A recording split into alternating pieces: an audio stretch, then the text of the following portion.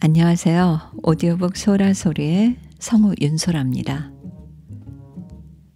오늘은 저번에 소개해드렸던 식물기의 작가 호시노 토모유키의 디어 프루던스라는 작품입니다. 애벌레가 돼서 정원에서 풀만 먹으며 지내는 67살의 아줌마는 밖으로 나오는 게 무서워 방 안에만 박혀있는 이웃집 아이에게 말을 건넵니다. 네, 어쩌면 우리 모두가 겪었던 그 당시 팬데믹의 시대를 살아가는 사람들에게 보내는 응원 같은 이야기 만나보실까요? 디어 프루던스. 나는 애벌레, 원래는 사람이었다. 어쩌다 애벌레가 되었는가 하면 상상하는 대로 이루어진다는 말을 들었기 때문이다. 언제까지나 혼자 지낸다면 너는 너 자신이 상상한 너 그 자체다. 그렇게 말했다. 그래서 인간으로 있으면 그대로 쓰러져 죽든지 발병하여 썩어 죽든지 할 것이기에 나는 썩을 병에 감염되지 않는 생물, 애벌레가 되기로 했다. 나는 지금 정원에 살면서 풀만 먹고 지낸다. 거의 깨어있는 내내 풀을 먹는다. 하지만 풀은 바닥나지 않는다. 나 혼자 먹는 속도보다 풀이 자라 번식하는 기세가 더 등등하기 때문이다. 행동이 굼뜬 나의 시간 감각은 인간의 시간 감각과 달라서 내게는 풀이 자라거나 움직이는 모습이 보인다. 사람이라면 식물의 움직임이 너무 느려서 멈춰 있는 듯 보이겠지만 나는 너무 굼뜨기 때문에 식물이 자라거나 움직이는 모습을 볼 수 있다. 인간이나 다른 생물은 옛날 영화 필름을 빨리 돌리기로 보는 것 같다. 뭐가 그렇게 바쁜지 보고 있으면 웃음이 나온다. 야외에 정원이니 천적도 있다. 새는 싫다. 참새, 직박구리, 까마귀는 위험하다. 그들은 순간 이동하는가 싶을 정도로 빠르다. 인간이 내놓는 쓰레기가 갑자기 줄자 까마귀는 그동안 쳐다보지 않았던 우리 애벌레를 먹기 시작했다. 이것저것 가리지 않는 모습은 비참하군. 나는 까마귀에게 그렇게 말해준 적이 있다. 너 따위 먹으려고 맘먹으면 언제든 먹을 수 있어. 안 먹고 두더라도 네 목숨줄은 내가 지고 있어. 언제 먹힐지 몰라 마음 졸이는 나날을 보내고 있겠지? 까마귀는 밉살스럽게 말했다. 까마귀가 말을 할 리가 하고 생각하지? 그런데 말이지, 마음만 먹으면 들린다고. 까까까 정도의 소리만 내는 것 같지만 죽을 힘을 다해 상상하면 그 의미를 알 수 있게 되지. 그러는 사이 상상하지 않아도 언어로 들리게 되는 거야. 제비가 왔을 때는 나의 핑크색 두꺼운 뿔을 불쑥 내밀어 위협하고 지독한 감귤 냄새를 뿜어댄다.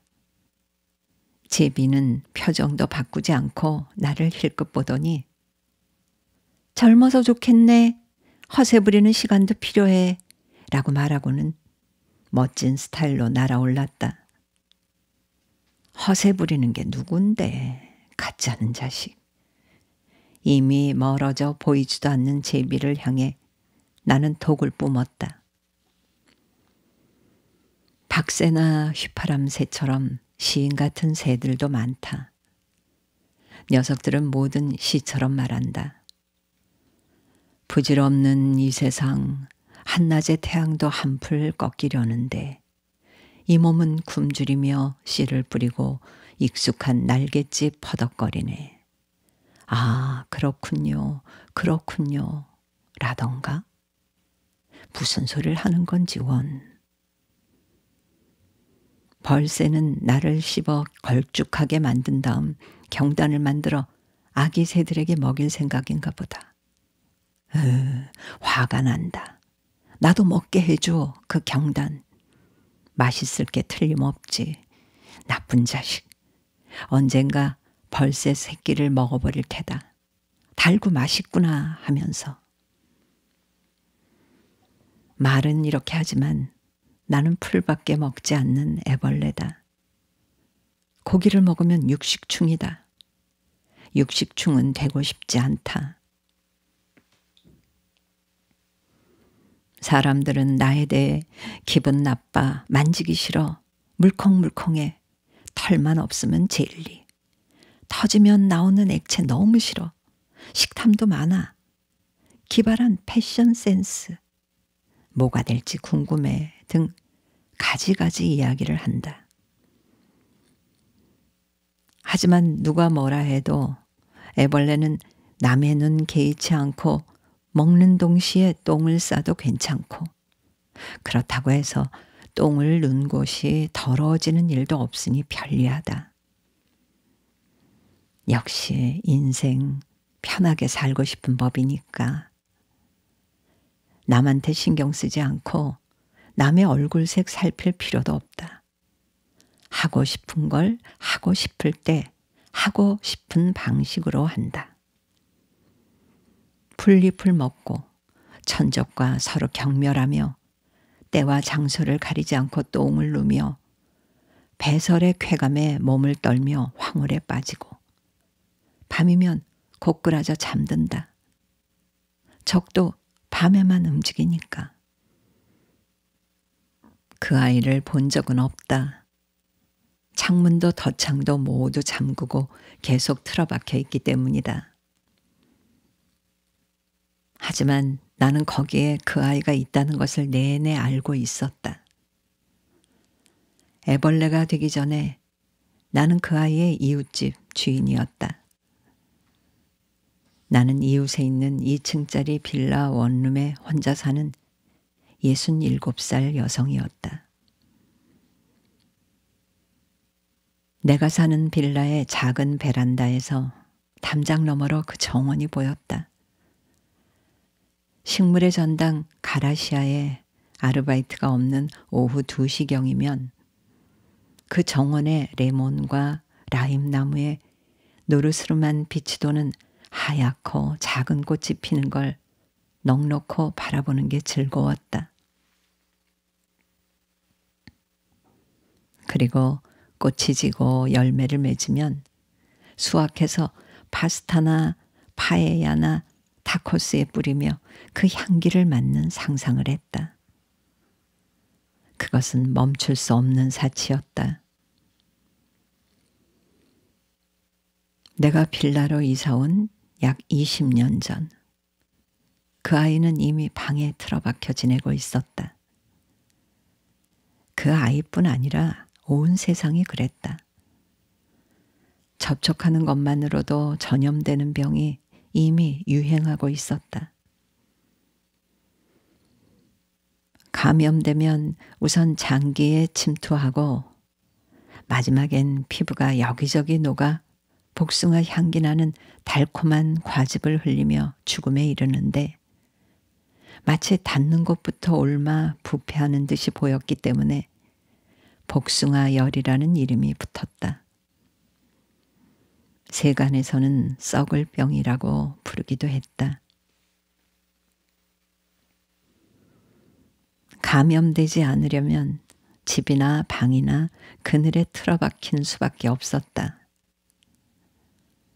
오래도록 틀어박혀서 다른 사람을 만나지 않는 동안 불안과 공포로 인해 뇌가 썩어간다는 썩을 병. 뇌가 썩으면서 세계의 멸망이 시작되고 나 자신도 이대로 썩어 죽든가 아니면 홀로 무의미하게 살아남아 소리와 빛과 냄새를 모두 갖춘 환각으로 나 자신의 마지막 모습을 보게 된다는 썩을 병. 암흑의 시대가 얼마나 계속되었는지 모른다.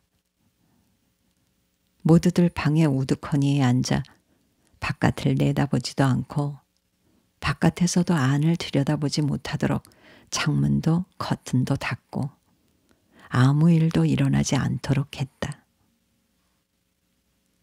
밖으로 한 발자국만 나가면 그곳에는 처음 만난 사람끼리도 손을 잡고 원을 만들며 춤출 듯한 광경이 펼쳐질지도 모른다. 하지만 나는 어쩌다 계속 집에 있을 뿐이라고 믿으면서 제 정신을 유지하고 있었다. 그러므로 암흑의 역사는 알지도 못하고 기억도 못한다. 기억 상실은 선택할 수 있는 거니까. 그러는 사이 만지지 않으면 가까이 있어도 괜찮다는 사실이 서서히 확인되었고 우주복 같은 옷이 만들어져 대담한 사람들부터 조금씩 밖으로 나오기 시작했다. 나는 이제 평생 밖에 나갈 생각 따위 없었지만 푸른 애벌레가 된 덕분에 나오게 되었다.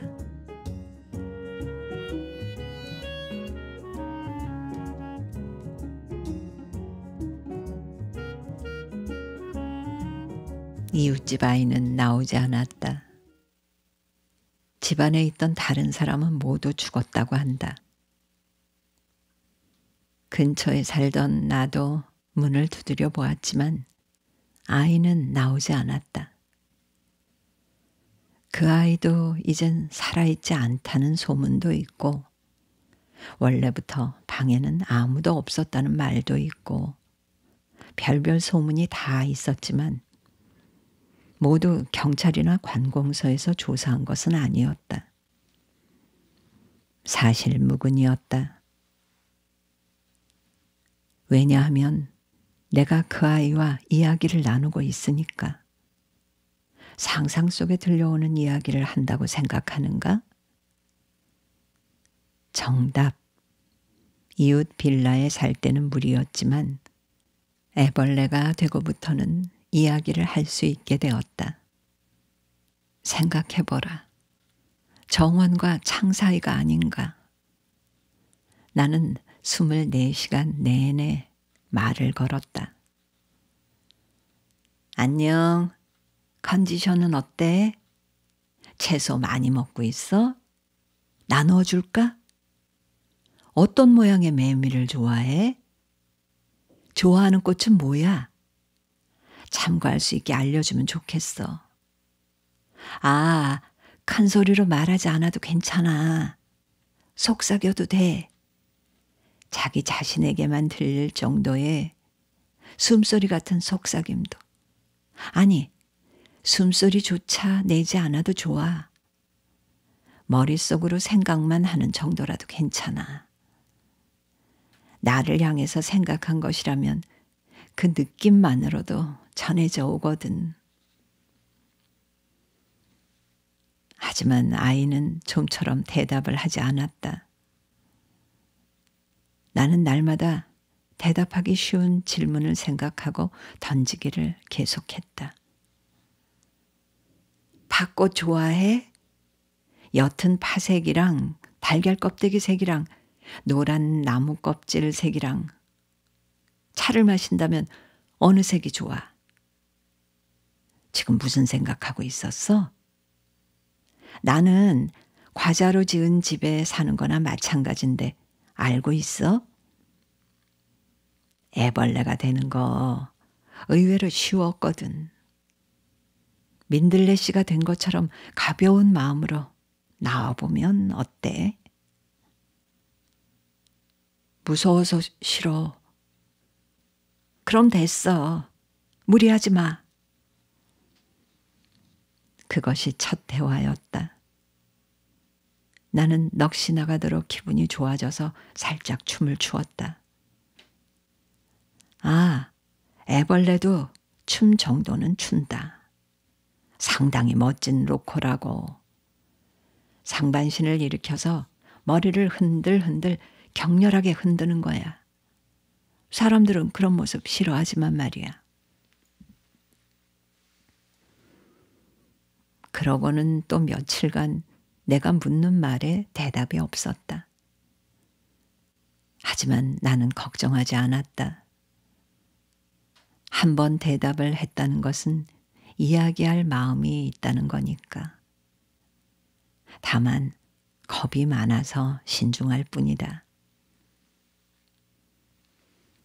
그래서 나는 그 아이를 남몰래 시리곰이 짱이라 부르기로 했다. 똥대장 아니고 조심대장이라는 뜻이니까 오해하지 마시라. 겁 많고 신중한 시리곰이 짱이 다음으로 말을 한 때는 내가 껍데기를 벗은 직후였다.